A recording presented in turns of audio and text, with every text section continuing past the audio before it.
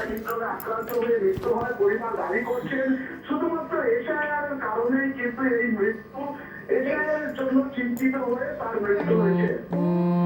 তোমারই চলার পথে নিয়ে যেতে চাই আমি একটু আমার ভালোবাসা হয়নি তুমি আমায় করো যে ঋণী একটুকু আশা ও তোমারই চলার পথে দিয়ে যেতে চাই আমি একটু আমার ভালোবাসা।